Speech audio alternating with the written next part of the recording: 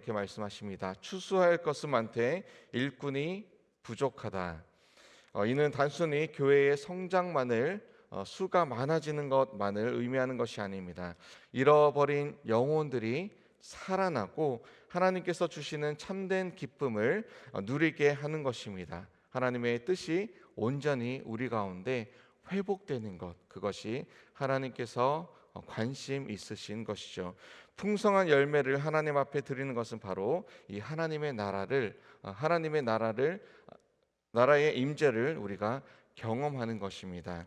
예수님은 이 일을 위해서 제자들을 택하시고 또 세상으로 보내셨습니다. 오늘 본문에서 예수님은 70명의 제자들을 파송하시면서 중요한 교훈을 주셨습니다. 우리도 이 말씀을 통해서 하나님의 추수 사역에 어떻게 동참해야 될지 우리가 함께 배우며 또 다시 되뇌이는 귀한 시간 되시기를 주님의 이름으로 축원합니다.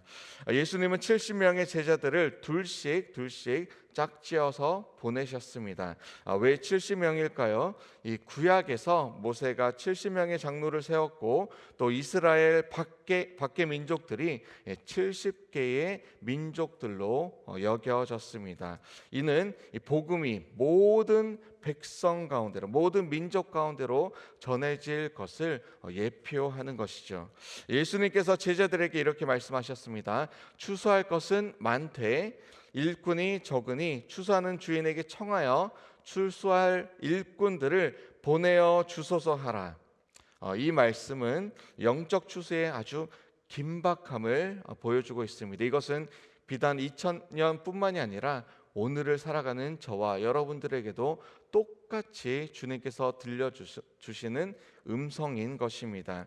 추수할 때가 되었는데 일꾼이 부족하다는 것은 위기 상황입니다. 영혼 구원의 긴급성을 우리는 오늘 이 말씀을 통해서 얼마나 느끼고 있습니까? 다시 한번 일어나야 할 때입니다. 예수님은 제자들을 파송하시면서 특별한 지침을 주셨습니다. 가방도 가지지 말고 신발도 가지지 말고 신지 말고 누구도 길에서 인사하지 말라. 이는 서둘러서 행해야 됨을, 이곳저곳 서둘러서 다녀야 함을 보여주고 있습니다. 시간이 없습니다.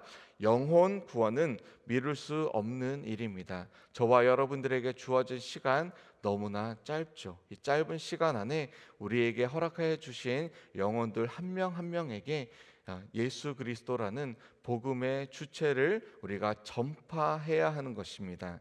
또한 예수님께서 너희를 보냄이 어린 양을 이리 가운데 보냄과 같다라고 말씀하셨습니다. 이는 제자들이 직면할 위험을 경고하고 있는 말씀입니다. 복음 전파는 항상 저항과 위험이 따릅니다. 그럼에도 두려워하지 말고 나아가야 합니다. 제가 얼마 전에 본 영상에서 한 복음 전도자가 낙태를 하는, 시술을 하는, 그것을 서포트하는 어떤 단체의 건물 앞에서 복음을 담대하게 외치는 것을 보았습니다. 그에게 어떤 사람들은 주먹질을 하고 또 비난하는 것을 서슴없이 행하고 있습니다.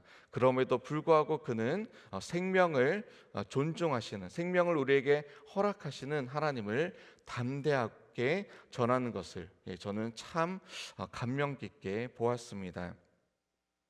또한 거기서 그치지 않고 제자들에게 말씀하셨습니다. 물질적인 것에 의존하지 말아야 한다. 전대나 또 배낭이나 신발을 가지지 말라. 오직 하나님께만 의지해야 함을 의미하는 것이죠. 40년 동안 광야에서 하루하루 만나와 매출하기로 구름 기둥과 불 기둥으로 오직 하나님만을 의존할 수밖에 없었던 그 하나님이 오늘 저와 여러분들의 하나님이며 우리에게 그러한 매일매일 하나님을 의존하고 의지하는 신앙을 갖기를 원하시는 것입니다. 제자들은 또한 이 평안을 전해야 했습니다. 히브리어로 너무나 잘 아시는 샬롬입니다. 샬롬. 이는 단순한 인사가 아닌 하나님께서 함께 하실 때 우리 가운데 임하시는 온전한 평안, 온전한 샬롬의 상태를 의미합니다. 오늘날 세상이 사실 가장 필요로 하는 것이 이 샬롬입니다. 끊임없는 싸움과 끊임없는 전쟁과 분쟁과 분열, 이 가운데 하나님께서 하나로 묶으시고 또 그 가운데 허락해 주시는 평안, 샬롬을 저와 여러분들을 통해 선포하기를 원하십니다. 예수님은 복음을 거부하는 도시들에 대한 경고도 하셨습니다. 고라시나 화 있을진저, 벳세다야 화가 있을진저. 이 도시들은 많은 기적을 보고도 회개하지 않았습니다.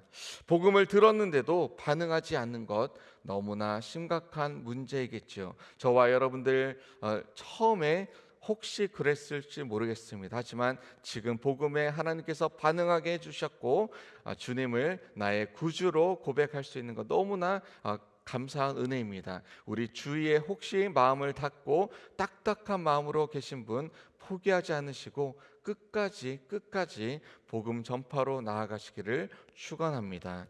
예수님께서 이어서 말씀하셨습니다. 너희를 듣는 자는 나를 듣는 것이요 너희를 거부하는 자는 나를 거부하는 것이라. 복음 전파는 단순한 정보 전달이 아닙니다. 그것은 예수님 자신을 전하는 것입니다. 우리가 전하는 메시지, 복음은 예수 그리스도 그 존귀한 이름이며 그의 죽으심과 그리고 부활하심을 가감없이 선포하는 것입니다. 그것이 복음 전파인 것이죠. 70명의 제자들이 돌아왔습니다. 그들은 기뻐하며 이렇게 말했습니다. 주님의 이름으로 귀신들도 우리에게 항복합니다. 그들은 이 영적 승리를 기뻐했습니다. 얼마나 신났을까요? 귀신이 떠나가니까요. 그래서 예수님도 기뻐하셨습니다. 사탄이 번개같이 하늘에서 떨어지는 것을 내가 보았노라. 이는 중요한 진리를 우리에게 보여주고 있습니다. 복음 전파는 영적 전쟁인 것입니다. 우리는 단순히 정보 전달하는 것에서 그치는 것이 아니고 어둠의 권세와 싸워가는 것입니다. 무엇이 중요합니까? 바로 예수님의 권세 아래에서 우리는 승리하였다라는 것입니다. 승리할 수 있다가 아니라 이미 예수 그리스도께서 무덤을 이기시고 승리하셨음을 우리는 함께 믿음으로 선포할 때에 승리하신 주님의 그 사역에 동참하는 것입니다. 그러나 예수님은 더 중요한 가르침을 우리에게 오늘 말씀 통해 주고 계시죠. 귀신들이 너희에게 항복하는 것으로 기뻐하지 말고 너희 이름이 하늘에 기록된 것으로 기뻐하라. 20절 말씀입니다. 우리의 진정한 기쁨은 사역의 성공이 아닙니다. 우리가 하나님의 자녀가 되었다는 이 사실, 우리의 이름이 생명책에 주님의 손 안에 기록되었다라는 이 사실이 우리의 진정한 기쁨의 원천이 되어야 하는 것입니다. 아멘입니까? 아멘. 예수님은 성령으로 21절 말씀에 성령으로 기뻐하셨다라고 기록합니다. 아버지여 천재의 주제시여 이것을 지혜롭고 슬기 있는 자들에게는 숨기시고 어린 아이들에게는 나타내심을 감사하나이다. 이는 놀라운 영적 원리를 다시 한번 우리에게 보여주고 있는데요. 하나님의 진리는 이 세상적으로 지혜롭다 자처하는 사람들에게는 사실 숨겨져 있습니다. 어제 말씀에도 우리 강사 목사님 말씀하셨지만 박사 포스트 닥터 했다라고 이 세상의 모든 지혜와 지식을 다 아는 것 아니죠. 한 분야에 조금 더 알 뿐입니다. 잘 안다라고 한 사람들에게는 오히려 이 복음의 비밀이 알기가 더 어려운 것 같기도 합니다. 그러나 어린아이 같이 단순한 믿음으로 나오는 이들에게는 계시가 됩니다. 복음은 단순합니다. 단순하게 믿을 때에 십자가와 부활의 이 신앙 가운데 믿음으로 나아갈 때, 반응할 때에 주님께서는 은혜를 베푸시는 것이죠. 그래서 자신의 지혜를 내세우는 사람들은 오히려 이 진리를 놓치게 됩니다. 복음의 핵심은 관계입니다. 예수님께서 이어서 이렇게 말씀하시죠. 내 아버지께서 모든 것을 내게 주셨으니 아버지 외에는 아들이 누구인지 아는 자가 없고 아들과 또 아들의 소원대로 계시를 받은 자 외에는 아버지가 누구인지 아는 자가 없나이다.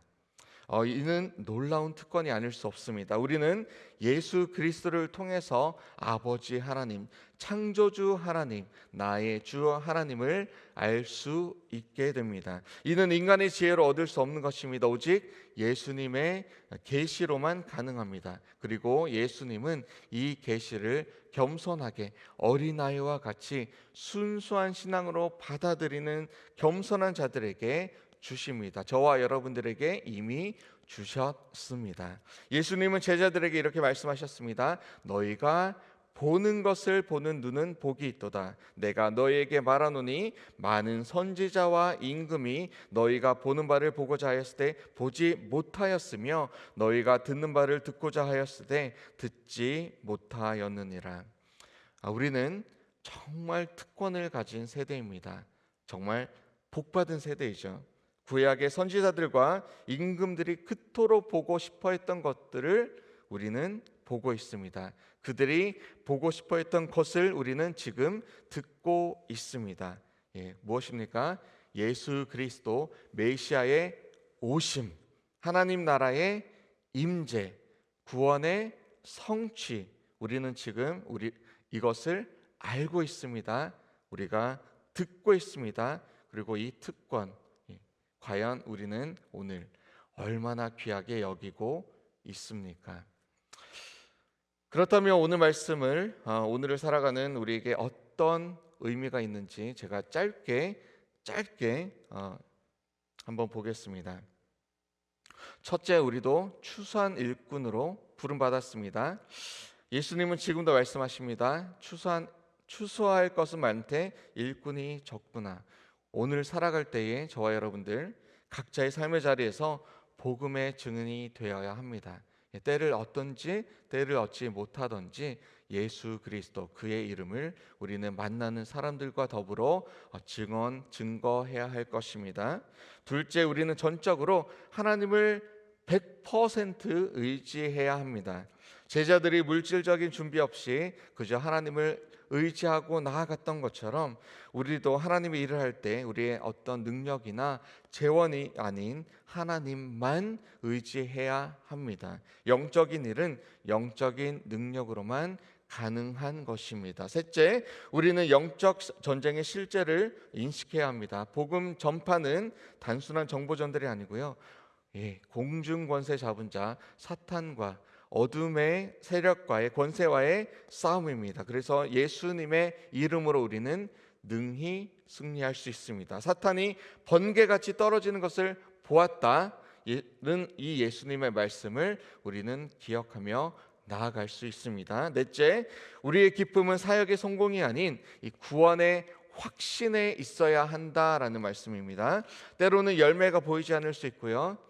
때로는 즉각적으로 어떤 일이 일어나지 않는 것처럼 오래 더디 걸리는 것처럼 보일 수 있습니다. 수년, 수십 년 걸릴 때도 실제로 있습니다. 그러나 우리는 이름이 하늘에 기록되었다는 이 사실, 우리가 하나님의 자녀라는 이 사실이 우리의 진정한 기쁨의 근원임을 되뇌어야 할 것입니다. 마지막으로 우리는 어린아이와 같은 단순한 믿음으로 순수한 믿음으로 나아가야 합니다. 복잡한 어떤 신학적 지식이 아니라 중요한 것은 예수님과의 관계입니다. 주님이 나의 주님 되심을 우리는 믿음으로 선포하며 오늘 나아가야 합니다.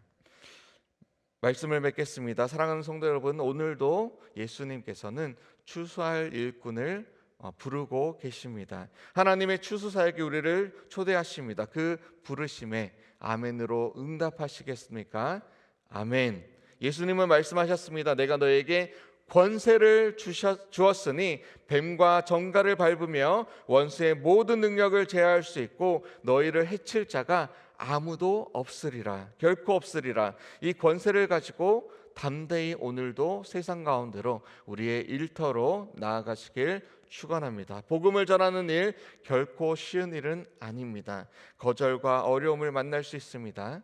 그러나 기억했으면 좋겠습니다. 말씀을 붙잡고 다시 한번 나아갔으면 좋겠습니다. 우리는 혼자가 아니고요. 예수님께서 우리와 함께 하십니다. 그리고 우리의 이름은 이미 하늘에 생명책에 기록되어 있습니다. 오늘 이 말씀을 통해서 우리 모두가 하나님의 이 추수 사역에 더욱 열정적으로 동참하게 되시길 바랍니다. 추수할 것은 많되 일꾼이 적습니다. 우리가 그 일꾼이 됩시다. 오늘 세상 가운데로 이 믿음 가지고 담대히 나아가시기를 다시 한번 주님의 이름으로 축원합니다. 함께 기도하시겠습니다. 하나님, 우리를 추수할 일꾼으로 불러주심을 감사합니다. 때로는 두렵고 부족함을 느끼지만 주님께서 우리와 함께 하심 오늘 임마누엘로 우리와 늘 함께 하심을 믿습니다. 우리에게 담대함을 허락해 주시고 또 주님의 평안을 전하는 모든 주님의 손과 발 주의 입이 되게 하여 주시옵소서. 우리의 이름이 천국에 기록되었음을 기뻐하며 순수하게 순전하게 어린아이와 같이 그 기쁨으로 주의 복음을 담대히 전하게 하여 주시옵소서. 감사드리며 우리를 구원하신 예수 그리스도의 이름으로 기도합니다. 아멘.